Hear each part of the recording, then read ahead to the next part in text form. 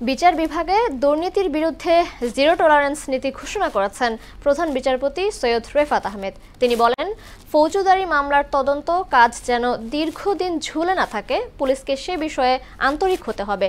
দুপুরে সুপ্রিম কোর্টের ইনার গার্ডেনে নিজের অভিভাষণ অনুষ্ঠানে এসব কথা বলেন প্রধান বিচারপতি।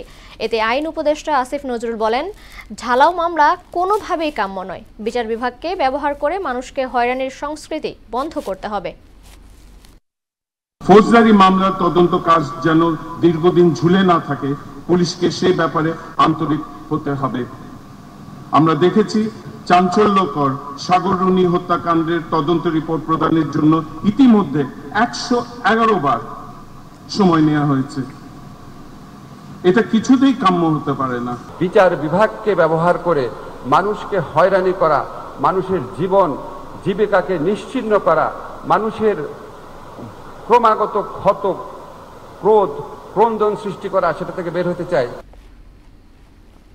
জাতিসংঘ সাধারণ অধিবেশনে যোগ দিতে সোমবার নিউ ইয়র্ক যাচ্ছেন প্রধান উপদেষ্টা ডক্টর মোহাম্মদ ইউনূস। এতে আগামী 27 সেপ্টেম্বর ভাষণ দেবেন তিনি। দুপুরে এক সংবাদ সম্মেলনে এসব কথা জানিয়েছেন পররাষ্ট্র উপদেষ্টা তৌহিদ হোসেন। অধিবেশনের ফাঁকে ভারতের প্রধানমন্ত্রী নরেন্দ্র মোদীর সঙ্গে ডক্টর ইউনূসের বৈঠক হচ্ছে না বলেও জানিয়েছেন তিনি। আরও জানাচ্ছেন নাসির উদ্দিন। জাতিসংঘ সাধারণ পরিষদের ৭৯তম অধিবেশনে যোগ দিতে ২৩ সেপ্টেম্বর নিউ ইয়র্ক যাচ্ছেন অন্তর্বর্তী সরকারের প্রধান উপদেষ্টা ডক্টর মোহাম্মদ ইউনূসের নেতৃত্বে একটি প্রতিনিধি দল। সফরের বিস্তারিত তুলে ধরতে নিজ মন্ত্রণালয়ে সংবাদ সম্মেলন করেন পররাষ্ট্র উপদেষ্টা তৌহিদ হোসেন। তিনি তার বক্তব্যে বিগত 2 মাসে বাংলাদেশে ঘটে যাওয়া তিনি বলেন, সদস্যপদ প্রাপ্তির 50 বছর পূর্ণ হওয়ায় এবারের অধিবেশন বাংলাদেশের জন্য বিশেষ তাৎপর্যপূর্ণ। মাননীয় প্রধান উপদেষ্টা বেশ কয়েকটি দ্বিপাক্ষিক বৈঠকে অংশগ্রহণ করবেন বলে আশা করা যাচ্ছে।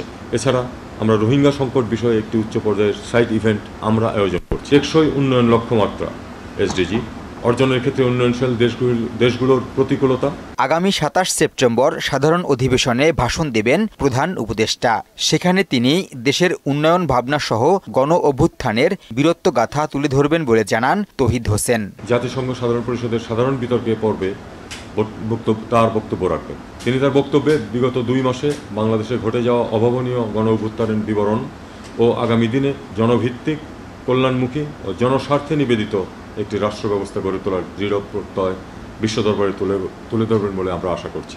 ভারত বাংলাদেশ সম্পর্কে এক ধরনের টানাপোড়েন চলছে স্বীকার করে নিউ ইয়র্কে দুদেশের বৈঠক প্রসঙ্গে কথা বলেন পররাষ্ট্র উপদেষ্টা। জনাব মোদী একটু আগে চলে আসছেন, আর আমাদের চিফ অ্যাডভাইজার একটু দেরিতে যাচ্ছেন, কাজেই তাদের ওখানে দেখা হওয়ার সম্ভাবনা নেই বলেই মনে হচ্ছে। পারস্পরিক শ্রদ্ধার ভিত্তিতে ভারত বাংলাদেশের সম্পর্ক এগিয়ে নেওয়া সম্ভব বলেও জানান তিনি। দ্বিপাক্ষিক সভা হবে, এটাই এখন পর্যন্ত। নাসির উদ্দিন, মোহনা সংবাদ।